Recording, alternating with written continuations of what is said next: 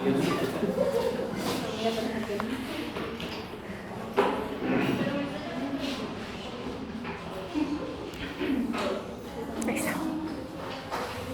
vamos a comenzar con el sistema nervioso. Yo les había comentado la ocasión anterior que el sistema nervioso se divide nada más en sistema nervioso central y periférico. El central solamente lo vamos a considerar como el cerebro, la médula espinal, como dice aquí. Y el sistema nervioso periférico, todos los nervios, 31 pares de nervios raquídeos que salen por los agujeros de conjunción para dar una función sensitiva y motora. Consideremos que todos los nervios tienen dos fibras, una de ida y una de regreso, es decir, la aferente que recibe estímulo y la eferente que da respuesta. La aferente es una situación sensitiva y la eferente es una situación motora porque da respuesta. Entonces, si yo toco esta mesa, yo percibo que pueda estar muy caliente. Al quitarla es una función motora, ya generó dolor, pero la percepción fue sensitiva. Entonces el mismo nervio lleva una neurona de aquí hacia mi cerebro, es la aferente, se integra en mi cerebro la idea de lo que está pasando y da una respuesta que es la eferente, por eso la eferente es motora. ¿Estamos de acuerdo?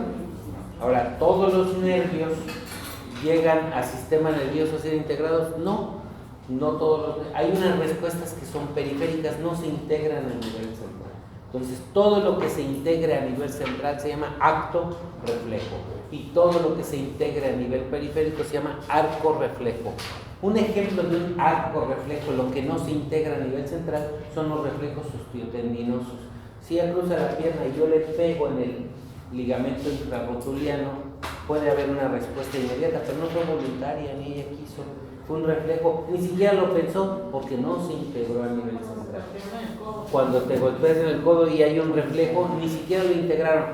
Pero ahí hay dos cosas, ahí se integraron las dos. Un reflejo que ni siquiera yo lo quise hacer, pero el otro sí hubo dolor, ese sí se integró acá. La intensidad del dolor se mentaliza. Por eso todos tenemos un umbral diferente al dolor. Algunos lo resisten mucho y otros no. Puede ser que alguien se cayó y se fracturó y no exprese tanto dolor, y alguien se picó con una aguja y está muriendo del dolor. También es por los dermatomas. ¿Nunca habían escuchado esa palabra de dermatomas? Son las fibras, unos filetes nerviosos que tenemos en todo el cuerpo para traducir un tipo de dolor ardoroso, pulsante, tenebrante, penetrante. Por eso existe la semiología del dolor. Así como existe la semiología del vómito, existe la semiología de la distensión. ¿Qué semiología? Es el estudio de todo el signo que nosotros estamos viendo, o el síntoma. Tengo fiebre. A ver, vamos a hacer la semiología de la fiebre. ¿Cuándo comenzó? ¿Con qué lo relacionas? ¿Qué tanta fiebre tienes? ¿Con qué se exacerba? ¿Con qué se va? Eso es semiología. El dolor igual. ¿Qué tipo de dolor tienes? ¿Dónde nace? ¿Hacia dónde se irradia? ¿Con qué se exacerba? ¿Con qué calma? ¿Con qué lo relacionas? Eso se llama semiología del dolor. Entonces, dependiendo de la semiología del síntoma, nosotros vamos a poder saber si se integró o no a nivel central. Yo creo que ahí la conexión debe tener algún problema, pero nos aguantamos así. Entonces, dice, comprende diferentes tipos. ¿Para qué sirve? Regularmente tiene la percepción de los estímulos, integra respuestas y controla e integra las funciones corporales. Aquí llámese sistema nervioso periférico a los 31 pares de nervios raquídeos y a los 12 pares craneales. A los 12 pares craneales también. Entonces, algunos tienen plexos, como el plexo braquial, el plexo lumbrosacro, el plexo cervical. Son filetes nerviosos que se van conectando para dar inervación a un músculo o a un hueso o a todo lo que tenga sensibilidad, incluyendo los vasos sanguíneos. Entonces, cuando un nervio de esos se incrusta en un músculo, se llama placa neuromotora. Placa neuromotora. Y aquí están todos los 31 pares de los nervios raquídeos que terminan con la cola de caballo, el telodendrón, y todos estos son nervios raquídeos que salen por los agujeros de conjunción para dar inervación a todos lados. Entonces, hay sistema nervioso central y periférico, hay sistema nervioso autónomo, central y periférico, y un sistema nervioso autónomo. El sistema nervioso autónomo es un sistema nervioso de la relación, de la vida de relación. Puede ser simpático o parasimpático. ¿Será el cable o...? ¿Sí? Profe, aquí sea que estás diciéndote mi causa. No sé, pero a lo mejor. A lo mejor ahí está. Ya. Sí, Sí, ya se mira. Si no, ya me lo prestas, ¿sale? Es más delgado el tuyo que el mío. A verlo. Sí. Sí, no es más flexible. Así. Está mejor el tuyo que el mío. Entonces, sistema nervioso autónomo, eso va a músculo liso, porque no lo podemos gobernar nosotros, va al corazón, tampoco, las glándulas tampoco, todo lo que está aquí no lo puedo yo gobernar. Entonces, el sistema nervioso simpático tiene un efecto y el parasimpático tiene otro. No es el efecto contrario, porque muchos dicen, lo que hace el simpático, ubícate que eso hace el parasimpático, pero en dirección contraria. No necesariamente. Hay que aprenderse qué hace el simpático y qué hace el parasimpático en cada uno de los órganos. Entonces, aquí algunos se integran a nivel periférico, otros a nivel central, ya sea de la nariz, del ojo, del oído, de todo lo que ustedes quieran. El asunto está en que el cerebro es el integrador de todas las sensaciones, las emociones y las respuestas sensitivo-mecánicas. Y se conecta con la médula espinal con el propósito de que esta médula espinal lleve la respuesta o no al sistema nervioso periférico. Pero ni esto ni el periférico son células de renovación. Las únicas células nerviosas bipolares son las que están en el vestíbulo medio de la nariz, las que componen el primer par craneal. Son las únicas que se renuevan cada 3 semanas. ¿Ok? Los filetes nerviosos que pasan por la lámina cribosa, esos no, pero las neuronas sensitivas del vestíbulo medio de la nariz, donde percibimos los aromas, esas sí se regeneran cada 3 semanas más o menos. Hay más o menos 100 millones de neuronas y cada una con su sinapsis. Entonces el cerebro es un órgano muy complejo, más el de las mujeres que el de los hombres. Es más complejo el de las mujeres, el de los hombres es más simplón o utilizamos menos, pero hay miles de sinapsis con el propósito de dar respuesta. Nada más que la mujer sí hace conexiones sinápticas por necesidad con mayor prontitud. Ellos pueden estar hablando por teléfono con la comadre y no, que mire, y pueden estar haciendo de comer y pueden estar cuidando a los niños a la misma vez, y así van manejando. Manejan mal, pero van. Si pueden hacer muchas cosas y el hombre no, el hombre está hablando por teléfono, oye, sí, que no sé qué, compadre, ¿cómo estás? Y la esposa, oye, mi amor, ¿qué? A ver, espérame, compadre, espérame, ¿qué me dijo? Si el hombre no hace eso, si se han dado cuenta, tienen que dejar algo para poder. Si no, nomás no. Y la mujer no, sí, comadre, y le contestan al marido, le contestan al hijo, le contestan al...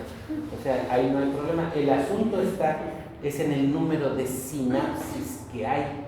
La mujer tiene la necesidad de sacar muchas cosas, el hombre tiene la necesidad de no hacerle caso. Muy importante. ¿Okay? Las células de la neuroglia son todas las células de sostén del sistema nervioso. Esas células de sostén están sostenidas por un tejido conjuntivo. Las células de sostén pueden ser células gliales, oligodendrocitos, todos ahorita lo vamos a ver, pero es importante que vean estas células de la neuroglia, que cuando hay un traumatismo craneoencefálico son las que se lesionan, y a fin de cuentas, como no hay una regeneración, estas células de la neuroglia se mueren y no hay más, no hay manera de cómo reponerlas, y es cuando pueden entrar con muerte cerebral. Las fibras aferentes y eferentes que les decía, todos los nervios llevan fibras eferentes que dan respuesta motora y las aferentes una respuesta sensitiva.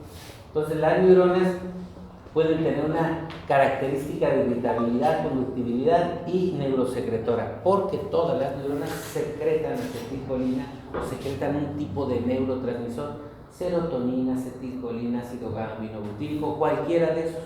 Cuando alguno de esos falla, entonces se pierde la memoria o se pierde la función de una parte del cuerpo o se pierde la capacidad de retener cosas o se pierde. Cuando un neurotransmisor falla es cuando el cerebro comienza a tener problemas, pero dependiendo qué neurotransmisor se haya lesionado. Soma es cuerpo y prolongaciones pueden ser axones y dendritas, no hay más, axones o dendritas. Entonces este es el cuerpo neuronal, estas son las dendritas y estos son los axones. La mayoría, no todos, pero la mayoría de los axones llevan mielina. Esa mielina en el sistema nervioso central está hecha por estas células, los oligodendrocitos. Entonces hay dos tipos de oligodendrocitos, pero lo importante es que en el sistema nervioso central, pregunta de examen, son los responsables de producir mielina. Y en el sistema nervioso periférico, aquí hay unas células con núcleo, se llaman células de Schwann. Esas células de Schwann en el sistema nervioso periférico son los que producen mielina. Pues en el sistema nervioso central, el oligodendrocito, y en el sistema nervioso periférico, las células de Schwann. Cuando nos drogamos, cuando fumamos marihuana, porque le han dado mucho ojo que la marihuana, que tratamiento cura, ellos quieren quemar hierba y se acabó los adictos. El asunto es que todas estas células las destrozan, no se regeneran. Entonces, esos se llaman nódulos de Ranvier. Esos nódulos de Ranvier sirven para que el estímulo vaya así, saltatorio, que llegue más rápido a la conexión. Cuando se drogan con heroína, con marihuana, con cocaína, con lo que sea, destruyen las células de Schwann, no hay mielina y el estímulo va así. Entonces se ponen lentos a la respuesta, lentos, medios idiotas, medios, porque es una palabra correcta, ya lo habíamos dicho. El asunto está en que los oligodendrocitos se lesionan y las células de Schwann se destrozan. No hay manera de cómo reponerlas, ¿ok? Entonces es importante que ustedes sepan que existen plexos en conexión, plexos cervicales con los sacros y los dorsales con los lumbares, o sea, dorsolumbares y los cervicales acá con los sacros. Existen conexiones con el propósito de darle una respuesta inmediata ligada al riñón, a todas las vísceras, a todos los órganos que tenemos. Todas las células tienen núcleo redondo, grande, central, claro, nucleolos, tienen una gran cantidad de mitocondrias. El cerebro nunca descansa aunque estén dormidos. El cerebro sigue funcionando porque todos soñamos, todos pensamos, todos integramos. Hay personas que se duermen y así están planeando lo del día siguiente cuando es algo muy importante. Entonces, eso es cierto y por lo tanto el núcleo funciona en ese momento. La parte de Golgi funciona en ese momento. El sistema retículo endoplásmico funciona en ese momento. El sistema retículo rugoso funciona. Todo funciona. Y las mitocondrias lo que hacen está produciendo energía en el fin. Por lo tanto, las células nerviosas no requieren de insulina, son insulino independientes. No requieren de insulina para poder tragar la glucosa, no la requieren. O sea, Dios nos hizo casi perfectos y dijo, bueno, vamos a ponerle al cerebro una condición que ninguna otra célula tenga, y es que le vamos a dar la venia de no usar insulina. Aunque seas diabético, vas a seguir tú consumiendo glucosa en tu cerebro para que puedas seguir pensando aunque seas diabético o lo que sea. ¿Okay? Entonces, el pericardio es una parte del citoplasma, más o menos tiene 4 micrómetros de diámetro hasta 135, dependiendo el tamaño de la neurona. Tiene organelos, tiene una sustancia de Nils en el sistema retículo endoplásmico rugoso que forma parte del pericardio. Todas las células nerviosas tienen también RNA y DNA, la mayoría son de RNA. Sin embargo, algunas células se recodifican, pero todas las neuronas saben lo que tienen que hacer. Ya está codificado eso dentro del núcleo y como son nucleadas, nunca el material genético está disipado en el citoplasma, siempre está disipado en el núcleo plasma. Okay, ya está gran cantidad de mitocondrias por todos lados. Tiene sustancia de Nils. La sustancia de Nils va a determinar también la integración dentro del soma del metabolismo de la neurona, dentro del soma. Entonces, esta es una neurona con su axón y tal vez acá una dendrita, otra dendrita, probablemente. Entonces, si se une este axón con una dendrita en sinapsis, la sinapsis se va a llamar axodendrítica. Si se une esta dendrita con otra dendrita, dendrodendrita y así. O sea, dependiendo de la unión, esos son los tipos de sinapsis que hay. Hay neurofibrillas también, que son haces neurofilamentosos intermedios, tienen un sostén mecánico, tienen muchos microtúbulos y filamentos de actina. Por eso estas se pueden contraer o pueden ser tan largas como puedan. Un buen ejemplo es la corteza cerebral. La corteza cerebral es la zona de nuestro cerebro que tiene relación con el medio exterior. Entonces, si yo tengo una lesión en la corteza cerebral, estoy decorticado. Y una decorticación es igual a descerebrado. Entonces, ¿en qué personas vamos a donar órganos? En aquellos que están decorticados, donde yo le hago un estudio que se llama electroencefalograma y no registra ninguna actividad eléctrica del cerebro. Eso se llama decorticación. La palabra descerebración realmente no existe, es decorticación y son los pacientes con los cuales podemos donar órganos. Aparato de Golgi, mitocondrias, centrosoma y muchas inclusiones que pueden ser la gran mayoría de lípidos. Si alguien se come un taco de sesos, sus lípidos se elevarían mucho. Y por ahí los tacos el trailero, ¿los conocen? Sí. Algunos sí, porque los demás son fifís y comen en otros lados. Fifís, qué palabra tan estúpida, pero son de la high society algunos y no comen tacos de sesos ni de carnitas. Pero hay gente que los come y los triglicéridos se elevan, pero hasta el cielo. Entonces, dendritas aumentan la superficie normal, muy ramificadas, líneas espinosas. Tienen una característica muy importante las dendritas, que las dendritas se pueden ir con otras dendritas o directamente a la zona de inervación.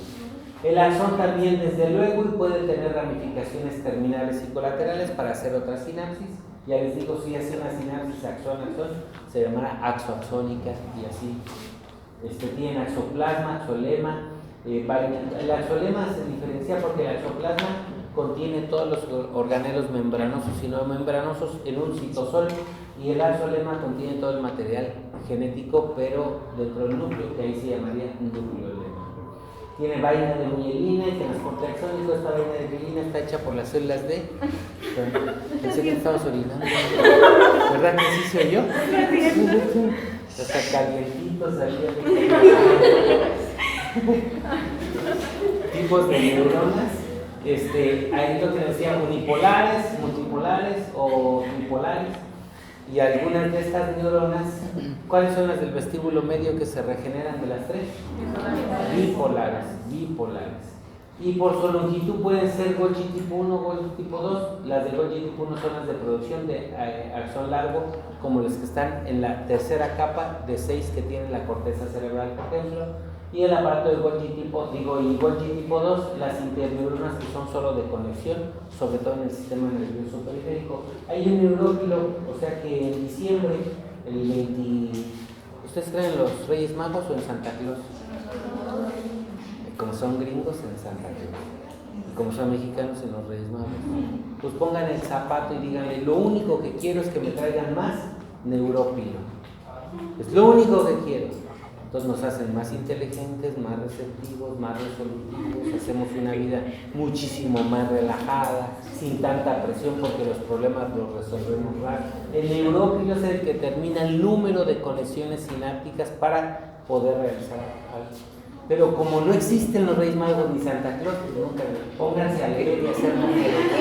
Es lo que deben decir. Ya, así es. Entonces, ahí están los tipos de neuronas que existen, y este es el neurófilo más grande. Este es pobre, muy pobre, así como que cuando voy el segundo semestre de la escuela. Ya cuando salgo de la escuela ya es algo como por así. Ya cuando entro a trabajar el seguro social como que comienza a estar así. Ya cuando llego al ISSSTE como que, estoy viendo. Y cuando llego a la Secretaría de Salud ya está.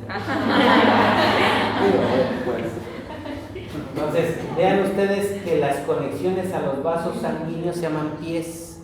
Las conexiones de los nervios a los vasos sanguíneos se llaman pies. Es una traducción española que yo no sé las traducciones, pero esas traducciones ellos las hacen. Y eso es lo que genera el nervi vasorum, que ustedes deben saber, y el nervi nervorum. ¿Qué será el nervi nervorum? Que inervan a los propios nervios. Vasa nervorum, que irrigan a los propios nervios. Entonces existe vasa vasorum y vasa nervorum. Nervi vasorum y nervi nervorum, ¿ok? Irrigan e inervan tanto a los nervios como a los vasos sanguíneos, ¿sí? Y eso se llaman pies. Espérenme, son como 11 de estas. 11 partes. Estos son los tipos de sinapsis. La sinapsis, ¿cómo se conceptualiza la sinapsis? Zona de contacto para la transmisión del impulso nervioso mediante un neurotransmisor. Entonces, hay una neurona presináptica y una posináptica, y esta es la hendidura sináptica que puede medir hasta 30 nanómetros. Esta hendidura sináptica va a determinar qué tanta recepción puede tener la neurona posináptica de la presináptica. Entonces, esta libera el neurotransmisor y esta lo recibe. Hay muchos neurotransmisores. Y en función de ellos, así como ustedes lo están viendo aquí, en función de esos neurotransmisores, es como vamos a ser estimulados o inhibidos. O sea, una neurona puede recibir estímulo o puede recibir inhibición. Y eso es importante porque los dos se caracterizan por una función neurológica activa.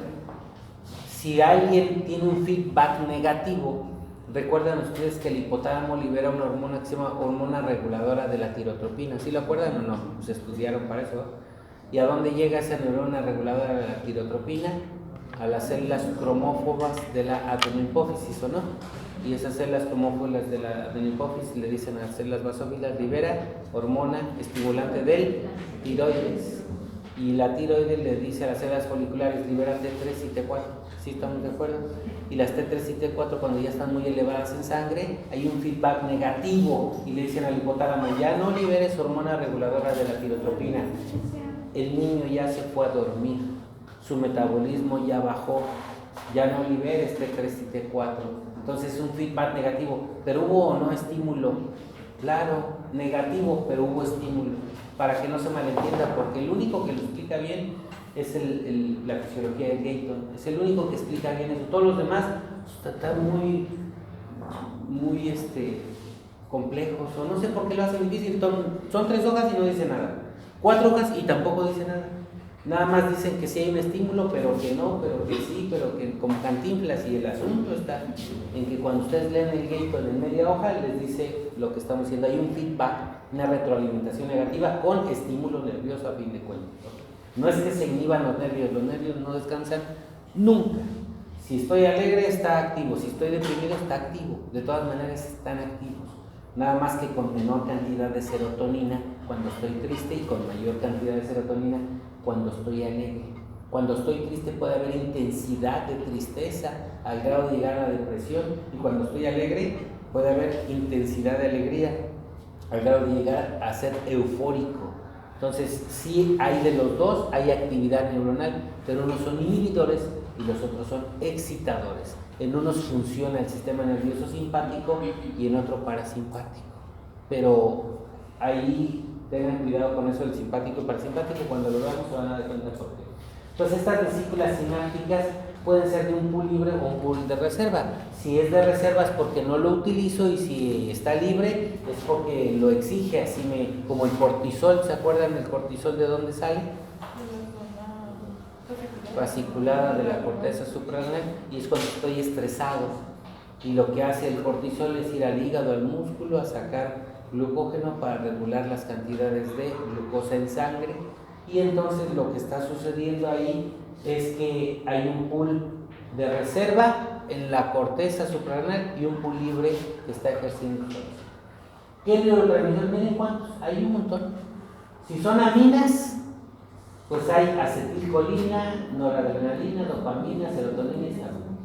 Si son aminoácidos, glutamato, aspartato, ácido gamma-aminobutírico, glicina. Si son purimas, adenosíntrifosfato. Si son compuestos gaseosos, óxido nítrico y óxido carbónico. Si son péptidos, encefalina, así. Por ejemplo, el neuropéptido Y, quien logre controlar esto, quita el problema de la obesidad en el mundo, porque es el estímulo para el apetito. Entonces se libera demasiado y yo tengo hambre. Pero ya comiste, tengo hambre, pero está en relación con la capacidad gástrica. Si hoy como mucho y aunque me duele, y mañana como igual o más, ¿y qué pasa con la cámara gástrica? Se va haciendo de mayor capacidad. Entonces al rato para llenarla necesito más. Y hay más péptido, neuropéptido que está diciendo come. Es un estímulo. Entonces, quien invente una cápsula o algo que inhiba el neuropéptido Y, pues se los vamos a agradecer todos, con el propósito de que quedemos satisfechos con poco que comamos. Pero no es necesario llegar a producir esa pastilla y esperarnos. Si ustedes hacen que su capacidad gástrica sea menor, logran controlar su problema de obesidad. ¿Cómo lo hago? Tómense un medio litro de agua antes de comer. Durante la comida no consuman nada de líquido para que no haya una capacidad gástrica mayor. Solo el alimento y traguitos para pasarlo en todo caso. Ya después de eso se toman su otro medio litro de agua, pero no hagan su capacidad gástrica más grande y coman de 3 a 4 veces al día repartidos, porque si comen una sola vez hay elongación gástrica y eso aumenta la capacidad gástrica. Coman 3 o 4 veces al día y su organismo pues, se los va a agradecer. Ni yo lo hago, pero hay que intentarlo. Entonces, ok. Hay un efecto excitatorio y inhibitorio, como yo les decía, a fin de cuentas los dos efectos siempre se están trabajando. ¿Por qué? Porque dependen que disminuyan o aumenten un potencial de acción de la membrana.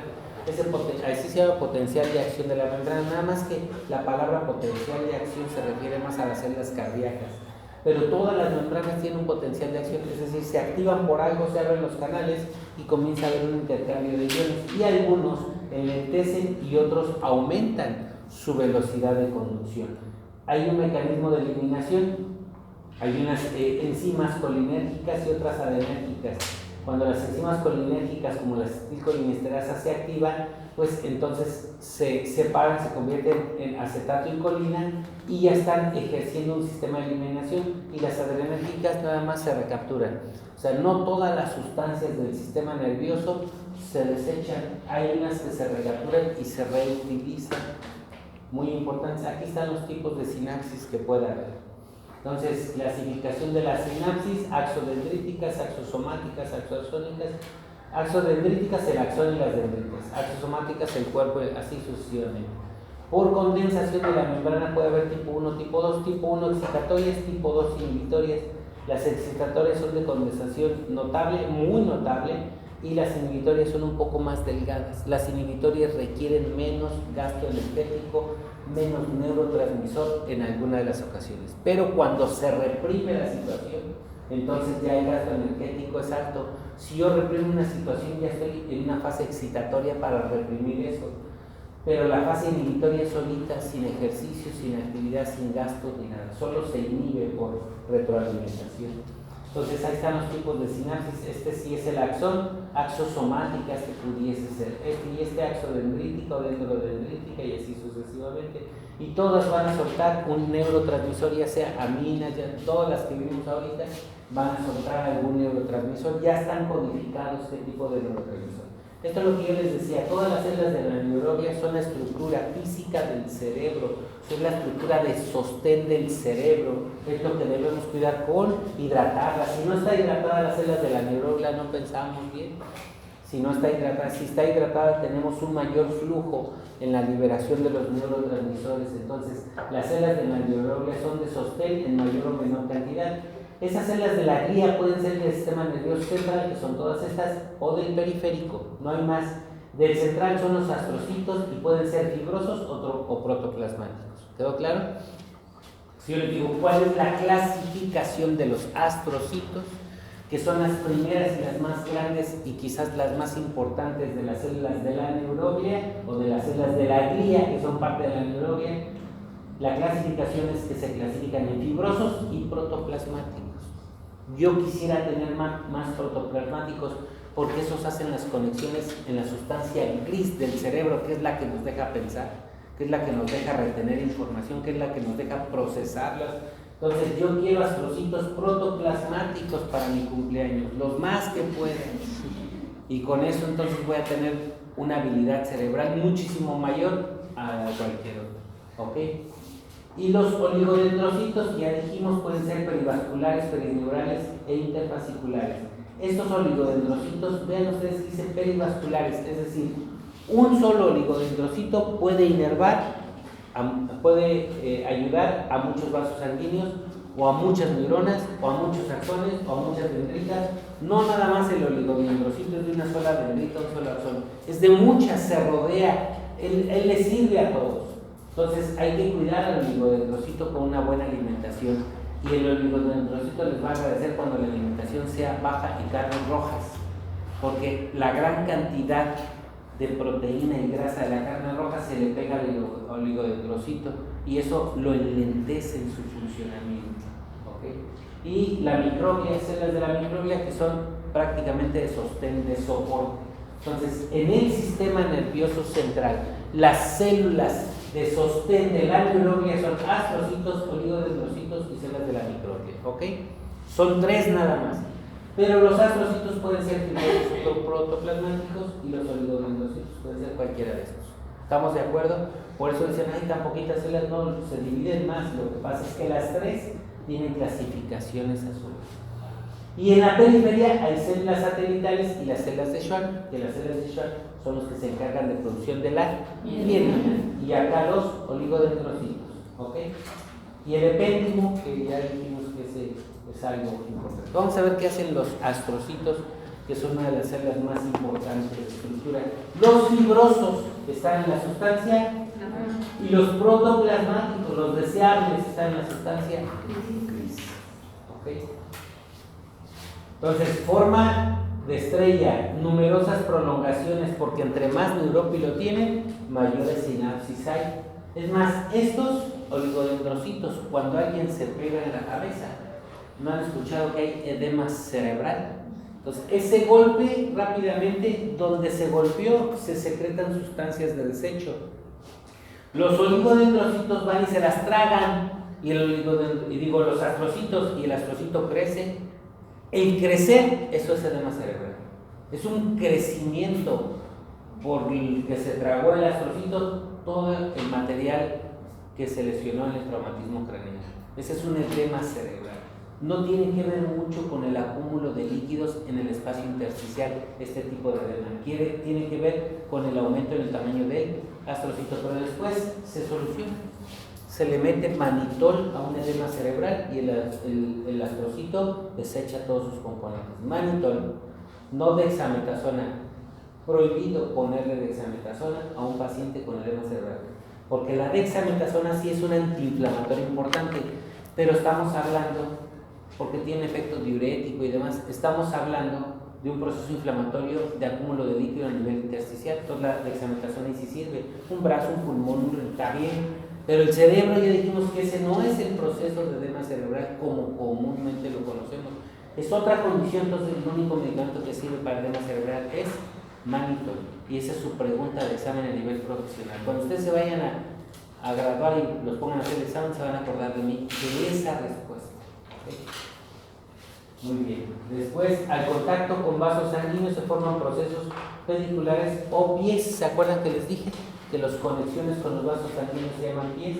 Tienen núcleos claros, inclusiones con glucógeno, separan las neuronas de priamadas y vasos y son de sostén y armazón, y eso puede generar una separación. Y están los astrocitos protoplasmáticos con sus pies y los fibrosos con sus pies. Los dos sirven, los dos son importantes. Esto es más de estructura, pero esto es el funcionamiento fisiológico más que otra cosa. Y así se ve en los cortes. Por cierto, no encontré la práctica de vaso. Ahorita también lo chequé y no está en el listado. Voy a ver dónde quedó. Ya lo busqué y si no la construyo, por lo pronto no la entreguen. Y el viernes el martes de la semana que entra se los proporciono. ¿Okay?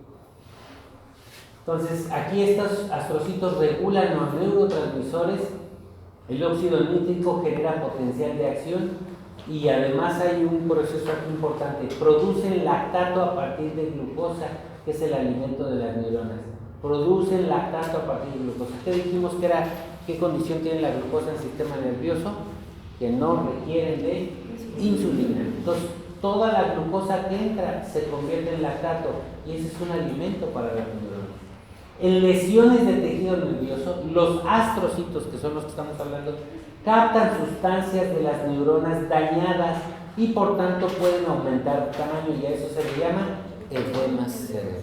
A eso no me acordaba que estaba aquí escrito, pero qué bueno que ahí lo pueden ver. Okay. Cicatrización después del daño, forman parte del tejido rico en fibras y esas se esclerosan y se acabó. Ahí es muy importante considerar que cuando hay lesiones, por ejemplo, les gustan las fresas, pues si compran fresas aunque la laven con cloro, con jabón, con lo que sea, la fresa si tiene cisticerco, ahí se le va a quedar.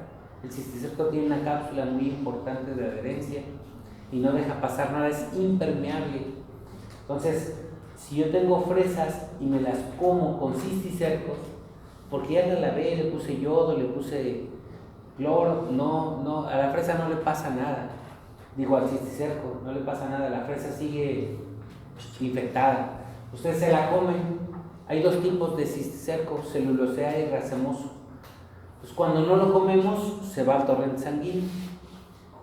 El cisticerco racemoso se puede ir a la corteza cerebral y el celulosea se puede ir al espacio del cuarto ventrículo, ahí es donde se produce el líquido cefalorraquídeo. ¿Se acuerdan que en el techo del tercer ventrículo está una glándula que se llama ¿cómo?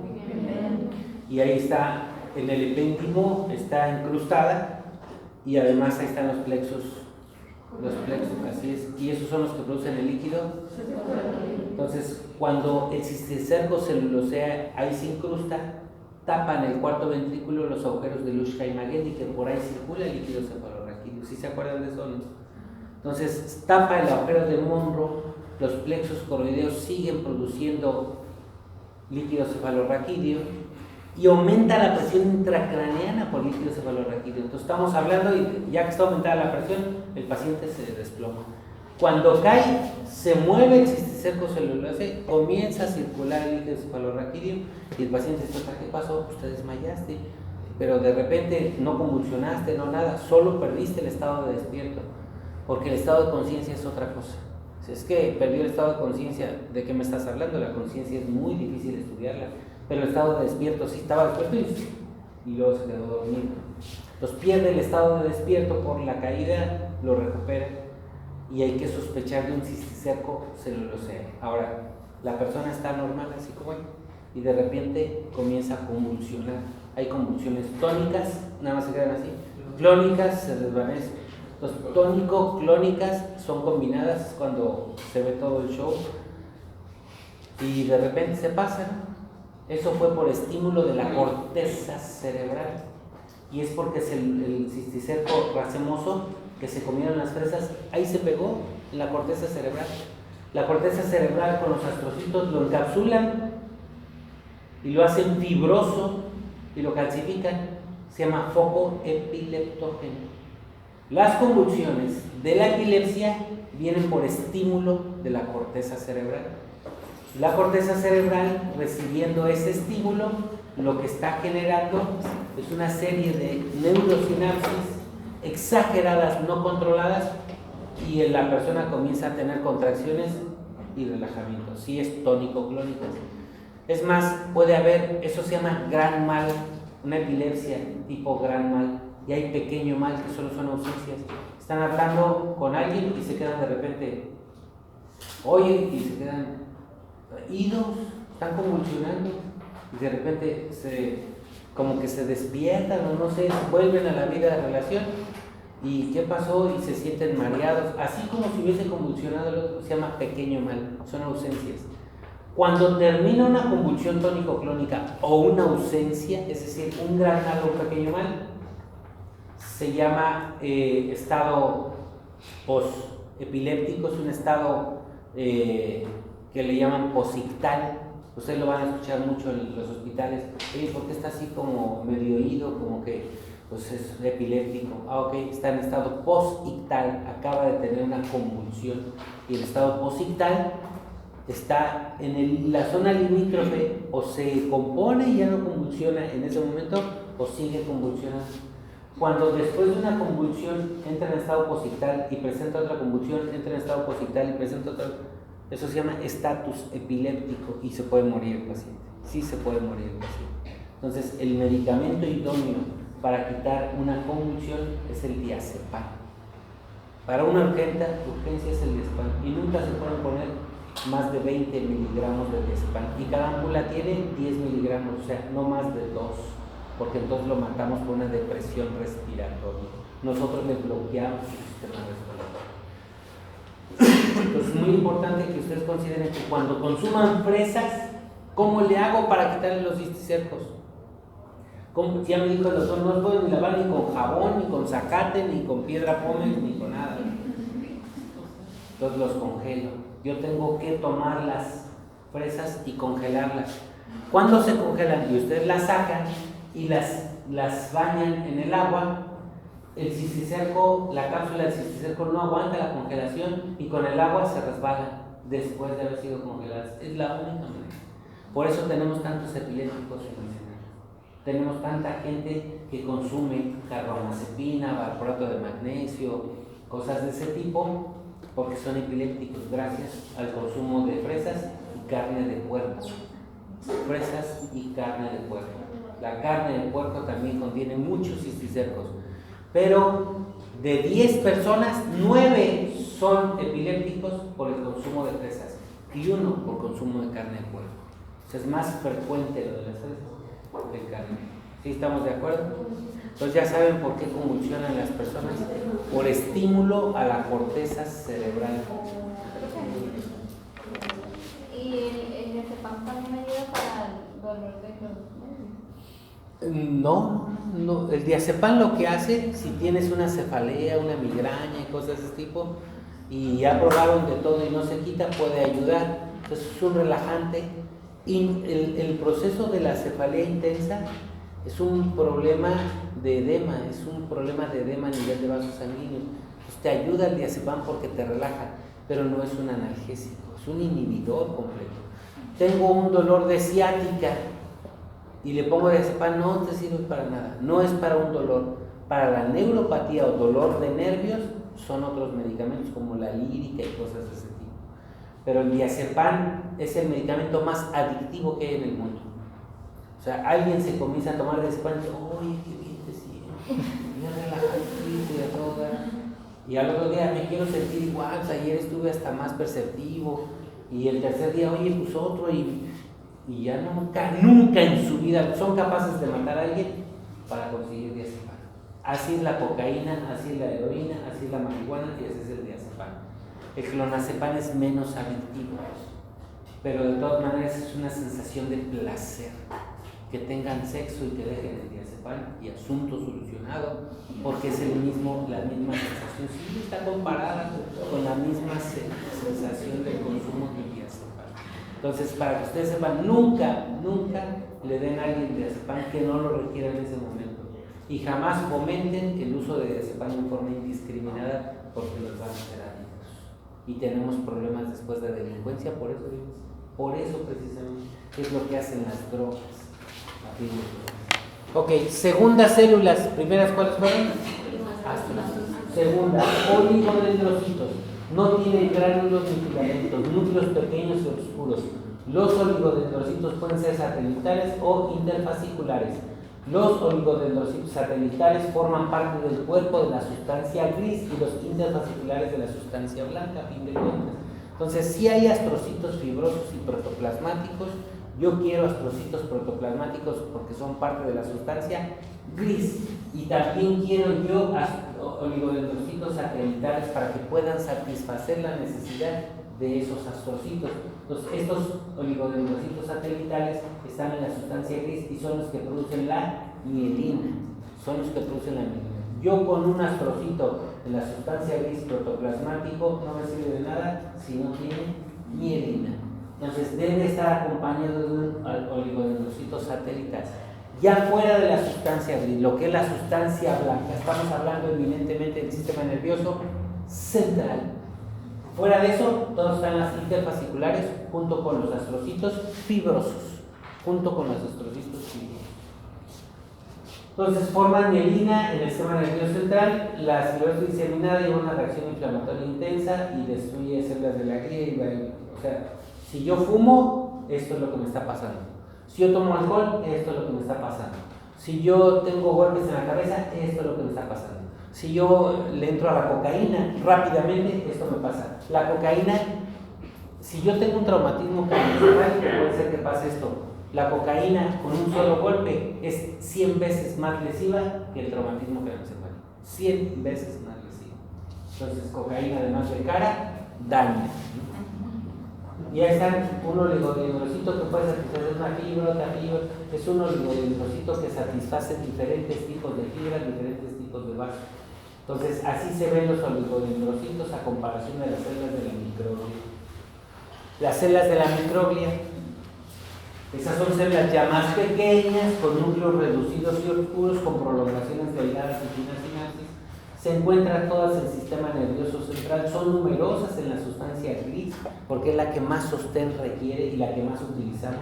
Del 5 al 20% de células de la microglia son células de la neuroglia del sistema nervioso y provienen del mesodermo. Esto debería ser más, solo leyendo y aprendiéndose cosas, estudiando otro idioma, a lo mejor esto lo podemos revertir, o sea, puede ser el 50%, porque estas células de la microglia aumentan la sinapsis en los oligodendrocitos, en los astrocitos, en todas las células de la microglia aumentan la sinapsis, las células de la microglia. Pueden formar microglias reactivas con citoquinas, con reacciones inflamatorias menos intensas. Fíjate, el VIH, la infección del sistema nervioso que es la microglia, se expresa por el linfocito CD4 que provoca una liberación de citocinas y muerte neuronal. El VIH por sí solo y por portarlo no causa daño. Se ha visto que sí, en estos, nada más en las células de la microglia, los linfocitos CD4, que son los linfocitos soldados, los que van a proteger mi cerebro, sí se lesionan por presencia del VIH, y solo porque el VIH tiene una enzima que se llama transcriptasa inversa, que le puede cambiar la codificación a las células de la microglia para que hagan algo diferente. Eso es lo que realmente hace. O sea, el arma más letal del virus del VIH es su enzima que se llama transcriptasa inversa, porque le cambia la codificación a la célula. Si tenía DNA, se lo pasa a RNA, pero ya no funciona igual que antes.